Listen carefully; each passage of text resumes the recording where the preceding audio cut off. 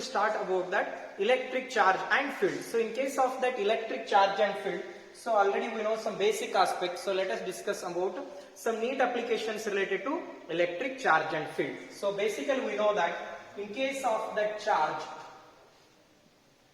we are going to consider some basic properties here. So what are those? So first we can consider that charge is additive in nature, right? Charge is additive in nature. Additive in nature we can consider. So, charge is additive in nature means, so total charge over the body which is equal to sum of the individual, we can say. For example, so let us take one object here, right?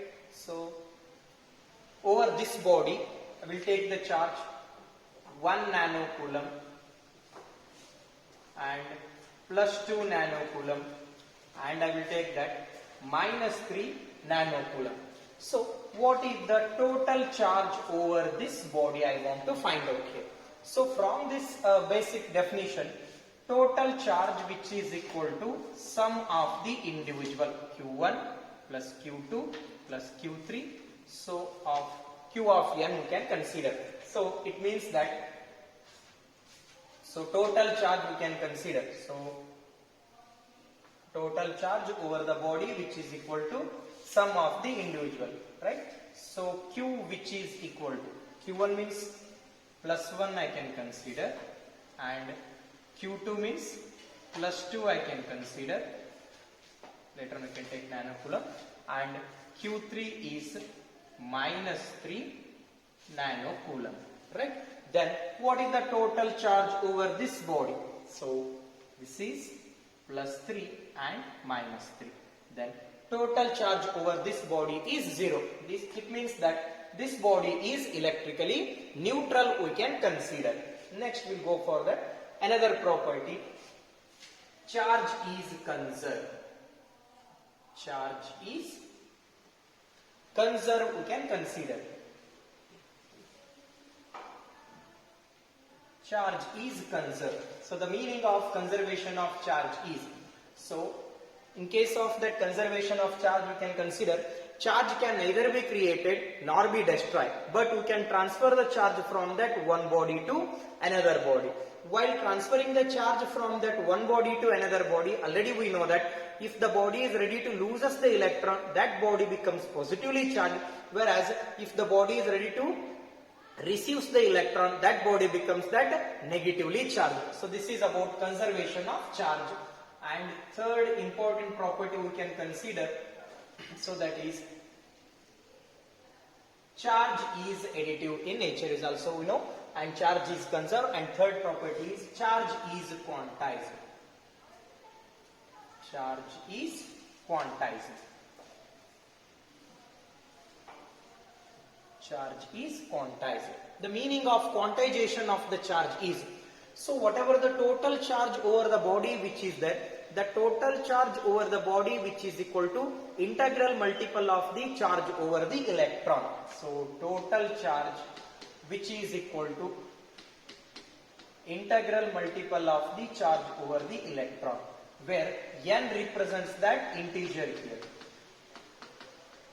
N represents that integer, whereas E stands for charge on electron. So E represents that charge on electron, right? So magnitude of charge on electron, that is 1.6 into 10 to the power of minus 19 coulomb. So from this quantization of the charge concept, we can able to find that charge on number of charge or number of electron on 1 coulomb we can consider, right? So we can consider that number of electrons in 1 coulomb of charge. So 1 nanocoulomb we can consider. So Q which is equal to 1 nanocoulomb. So Q I can take it as 1 nanocoulomb. E value is 1.6 into 10 to the power of minus 19 coulomb, whereas N value I need to find out here. N, which is equal to Q divided by E, we shall consider. So where Q value is 1 into 10 to the power of minus 9. Nano means 10 to the power of minus 9. Whereas magnitude of charge on the electron 10 to the power of minus 19 we can consider. 1 divided by 1.6. This is nothing but 0.625 into 10 to the power of, here minus 9 is there. So minus 19, if it is goes to numerator, plus 19 I can consider, right? Then finally you can consider that 0.625 into 10 to the power of 10 we can consider, or N, which is equal to 6.25 into 10 to the power of 9. So how many number of electrons are present in 1 nanocoulomb of charge here? 6.25 into 10 to the power of 9. Next, in case of that charges, we can consider the concept of Coulomb's law here. So Coulomb's law, he given that relation for force between the static charges. In case of that force, there must be a attractive force as well as repulsive force. There are two kind of forces we can consider here. So what are the forces we can consider here? So in case of that charge particle, so we can find out that force between the static charges by Coulomb's law here. For example, I will take the two charged body. One is charge Q1 and another body having that charge Q2, and separation between these two bodies will be R, I can consider. Then the force of attraction or repulsion between these two bodies, which is directly proportional to magnitude of the charge Q1 and Q2 and inversely proportional to square of the distance between them. If I join these two equations, Q1 into Q2 divided by R square here, instead of proportionality sign, if I write that proportionality constant, 1 by 4 pi epsilon naught Q1 into Q2 divided by R square. So all of you know about this thing. Next we'll go for that applications related to Coulomb's law. For example, in case of that two charged body, the force of attraction or repulsion is depends upon the material medium between those two charged body. For example, in case of Coulomb's law, the force of attraction or repulsion between the charged bodies depends upon the medium between the charged particle, we can say it. For example, so between these two charged particle, air medium is there. So if air is act as a medium between those two charged particle, so we can consider that value as 1 here. Instead of air medium, if any other medium is there, then what will be the equation for force we can consider? So look at here. F, which is equal to 1 by K into 1 by 4 pi epsilon naught Q1 into Q2 divided by R square here. So this is medium we can consider, right? So in that previous one, air medium is there. So next we can consider that apart from the air, we can consider that, let us wait for it. So apart from the air, right? So apart from the air, if that any medium is present, then F of M I shall consider here. F of M, which is equal to, look at here, 1 by 4 pi epsilon naught Q1 into Q2 divided by R square, which is nothing but force in case of air here. Force in case of medium, which is equal to, force in case of air, force in case of air we can consider. So force in case of air divided by K here. It means that So from this equation it clears that force value will get decreased if medium is placed between the charged particle. So force in case of the medium which is inversely proportional to K. Here K stands for dielectric constant, or also we can call it as relative permittivity. Relative permittivity. Relative permittivity. So this relative permittivity K, which is equal to, it is the ratio of permittivity of the medium divided by permittivity of the free space. So this we can call it as relative permittivity here, right? So next we will go for that. For example, in case of the charged body, now I can consider that same charged particle, same charge and same separation,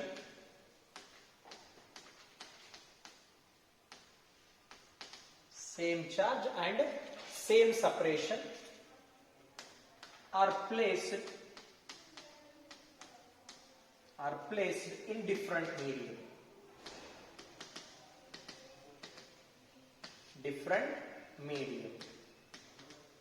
These two charged particles are placed in a different medium. Then what about the new force I have to find out? So for example, let us take one body here. This body having that charge Q1, and at a certain distance from this body I will take one more charged particle, let us name it as Q2. Then separation between these two charged body is R. So same separation I took, so that's what we'll take it here, right? So I will take that same separation. For same separation, let it be R. Then same charge particle Q1 and Q2 are maintained that same separation here R only. But in that initial case here, in that initial case I consider that medium is K1 here, and in that second case medium is K2. So it's not appearing, I think so.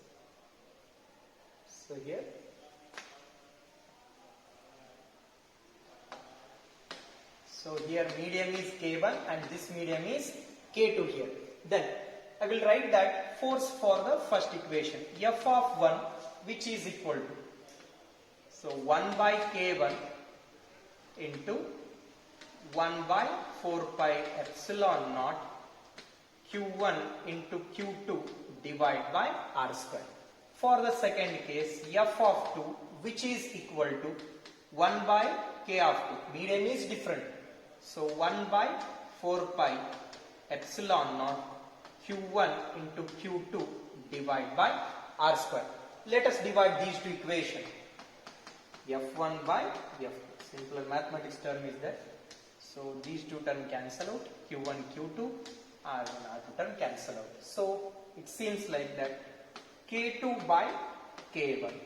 So, or otherwise I can rewrite it as F1 into K1, which is equal to F2 into K2. So in question, for example, if they given that K1 value, F1 value and F2 value, what will be the K2 value I need to find out? So K2 value I have to find out by this connecting formula. We'll go. Okay. So in second case, I will take that same charge,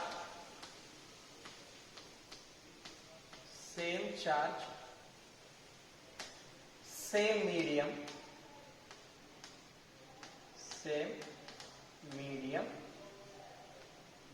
are placed in different distance. So in this case I consider that same charge and same medium here. Then look at here, charge Q1, charge Q2 here. This separation is R1, medium is K. Same charge particle Q1 and Q2.